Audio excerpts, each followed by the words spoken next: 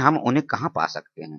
خدا کی قسم ہم تو قیامت تک ایمان نہیں لائیں گے، اس کی ایک بات نہیں مانیں گے۔ اللہ اللہ، یہ کینہ اور یہ حسد مشرکین کی ہٹ دھرمی۔ وہ جانتے تھے محمد حق پر ہیں، آپ کی باتیں بالکل سچ ہیں، انہیں یقین تھا آپ سچ مچ اللہ کے رسول ہیں، آسمانی بادشاہت کی طرف سے آپ پر وحی آتی ہے۔ لیکن دشمنی میں وہ اندھے ہو گئے تھے، حسد کی آگ میں وہ جل رہے تھے۔ ادھر شیطان ان کی خوب پیٹ ٹھونک رہا تھا۔ وہ چاہتے تھے جو کچھ محمد کو ملا ہے ان کو بھی مل جائے، جو کچھ محمد پر آتا ہے ان پر بھی آنے لگے، اور شرف نبوت میں وہ آل مطلب سے پیچھے نہ رہیں۔ ولید بن مغیرہ تو پوری ڈھٹائی سے کہتا، کیا میرے ہوتے محمد پر وحی آ سکتی ہے؟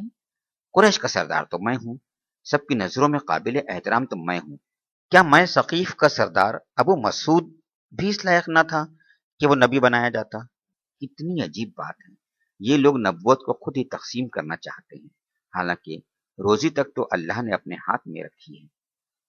قریش کا ایک شیطان تھا، نظر بن حارث، اس نے قسم کھائی ہمیشہ آپ کے مقابلے میں ڈٹا رہے گا، لوگوں کو آپ کے خلاف اکساتا رہے گا اور ذرا بھی رواداری کو رہا نہ دے گا۔ یمن کا ایک مشہور شہر ہے ہیرا، نظر وہاں جا چکا تھا، وہاں اس نے شاہان فارس کے قصے پڑھے تھے، عابدوں کی عبادتوں کے احوال سنے تھے، علماء اور حکمہ کی صحبتیں اٹھائی تھیں۔ اس سائے کی طرح آپ کے پیچھے لگا رہتا، جہاں کہیں دیکھتا آپ لوگوں کو اسلام کی دعوت دے رہے ہیں، کفر کے برے انجام سے ڈرا رہے ہیں، عبرت کے لیے پچھلی قوموں کے واقعات سنا رہے ہیں، اور اس طرح ان کے دلوں کو نرم کرنا چاہتے ہیں۔ جھٹ یہ بھی وہیں پہنچ جاتا، آپ وہاں سے چلے جاتے تو لوگوں سے کہتا، بھائیو میں تو اس سے بھی اچھی باتیں بتا سکتا ہوں، لو سنو میں سناتا ہوں۔ وہ انہیں ایران کے واقعات سناتا، وہاں کے بادشاہوں کے قصے سناتا، وہاں کے مذاہب و ادیان کے تذکرے کرتا، اور نہ جانے کیسی کیسی دلچسپ اور خیالی داستانیں سناتا۔ پھر کہتا، محمد کا کلام میرے کلام سے اچھا کیسے ہو سکتا ہے؟ کیا میری ہی طرح وہ بھی پچھلوں کی داستانیں نہیں سناتا؟ اس طرح لوگ الجھن میں پڑ جاتے، کون حق پر ہے کون باطل پر، کون ہمارا خیر خواہ ہے کون بدخواہ، یہ فیصلہ کرنا دشوار ہو جاتا۔ رسالت کا زندہ ثبوت۔ نظر کی سرکشی پورے زور پر تھی۔ اسی زمانے میں ساتھیوں نے کہا، ابو معیط کے بیٹے عقبہ کو ساتھ لے لو، مدینے جا کر یہودی عالموں سے ملو، ان سے محمد کی ساری باتیں بیان کرو اور پوچھو اس سلسلے میں ان کا کیا خیال ہے۔ وہ لوگ اہل کتاب ہیں، نبیوں کا علم ان کے پاس ہے، وہ زیادہ بہتر بتا سکتے ہیں۔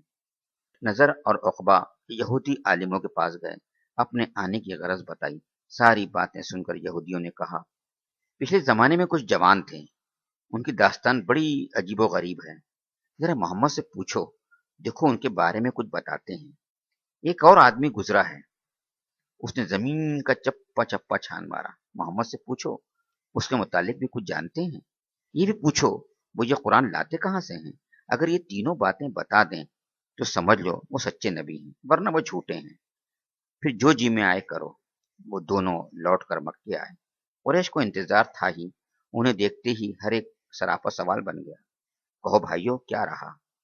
یہودیوں سے جو بات چیت ہوئی تھی سب ان دونوں نے دہرا دی۔ کچھ لوگ محمد صلی اللہ علیہ وسلم کے پاس آئے، آپ سے یہ سوالات کیے، آپ وحی کا انتظار کرنے لگے۔ اللہ نے آپ کو بذریعہ وحی ساری باتیں بتا دی، جوانوں کا قصہ بھی بتایا جو سورہ کہف میں تفصیل سے موجود ہے، جس نے مشرق و مغرب کو تاراج کیا اور زمین کا چپا چپا چھان مارا۔ اس کے متعلق بھی بتایا کہ وہ ذوالقرنین تھے، ان کے ساتھ یہ واقعہ پیش آیا، ان کا ذکر بھی سورہ کہف میں موجود ہے۔ تیسرے سوال کے بارے میں فرمایا، انہیں بتا دو یہ وحی میرے رب کے حکم سے آتی ہے، مگر تم لوگ انسانی کلام اور آسمانی کلام میں تمیز ہی نہیں کر پاتے اور شبہ کرتے ہو کہ یہ انسانی کلام ہے، کوئی انسان اسے گڑھا کرتا ہے۔ وجہ یہ ہے کہ تم علم سے محروم اور بصیرت سے کوسوں دور ہیں۔ وَيَسْأَلُونَكَ عَنِ الرُّوحِ قُلِ الرُّوحُ مِنْ أَمْرِ رَبِّي وَمَا أُوتِيتُم مِّنَ الْعِلْمِ إِلَّا قَلِيلًا۔ یہ لوگ تم سے روح کے متعلق پوچھتے ہیں، کہو یہ روح میرے رب کے حکم سے آتی ہے، مگر تم لوگوں نے علم سے کم ہی بہرا پایا ہے۔ پیارے نبی صلی اللہ علیہ وسلم تیز تیز قدموں سے مشرکوں کے پاس آئے، ان کے سوالات کے جواب بتائے کہ شاید وہ ایمان لے آئیں، آپ کو نبی مان لیں، لیکن یہاں تو دل سیاہ ہو چکے تھے، وہ ذرا بھی نرم نہ پڑے۔ نرم پڑنا تو درکنار اور ہٹ دھرمی پر اتر آئے، نظر بولا بھائیو رکو، محمد جیسی باتیں ابھی میں تمہیں سناتا ہوں۔ ایک دوسرے نے کہا اس قرآن کو سنو ہی نہیں، یہ تو سراسر بکواس ہے، جتنا ہو سکے اس کا مذاق اڑاؤ، ہو سکتا ہے اسی طرح محمد قابو میں آ جائے۔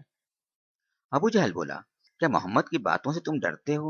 وہ کہتا ہے آگ میں جلائے جاؤ گے، اور اللہ کے 19 داروغہ ہیں جو جہنم پر معمور ہوں گے، وہ نکل بھاگنے نہیں دیں گے، تو کہ یہ بھی کوئی ڈرنے کی بات ہے کہ ہم میں کے 100 بھی ایک کے لیے کافی نہیں ہوں گے؟ اف، خدا کی پناہ، یہ ڈھٹائی اور یہ سرکشی، حالانکہ خود ان کا خیال تھا ایک ہی فرشتہ ساری دنیا کو تہبالا کر سکتا ہے۔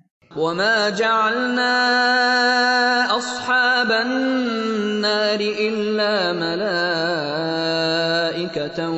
وما جعلنا عدتهم إلا فتنة للذين كفروا ليستيقن الذين أوتوا الكتاب ويزداد الذين آمنوا إيمانا ولا يرتاب الذين أوتوا الكتاب والمؤمنون وليقول الذين في قلوبهم مرض والكافرون ماذا أراد الله بهذا مثلا كذلك يضل الله من يشاء ويهدي من يشاء وما يعلم جنود ربك إلا هو وما هي إلا ذكرى للبشر۔ ہم نے دوزخ کے یہ کارکن فرشتے بنائے ہیں اور ان کی تعداد کو کافروں کے لیے فتنہ بنا دیا ہے تاکہ اہل کتاب کو یقین آ جائے اور ایمان لانے والوں کا ایمان بڑھے، اور اہل کتاب اور مومنین کسی شک میں نہ رہیں، اور دل کے بیمار اور کفار یہ کہیں کہ بھلا اللہ کا اس عجیب بات سے کیا مطلب ہو سکتا ہے۔ اس طرح اللہ جسے چاہتا ہے گمراہ کر دیتا ہے اور جسے چاہتا ہے ہدایت بخش دیتا ہے، اور تیرے رب کے لشکروں کو خود اس کے سوا کوئی نہیں جانتا، اور اس دوزخ کا ذکر اس کے سوا کسی غرض کے لیے نہیں کیا گیا ہے کہ لوگوں کو اس سے نصیحت ہو۔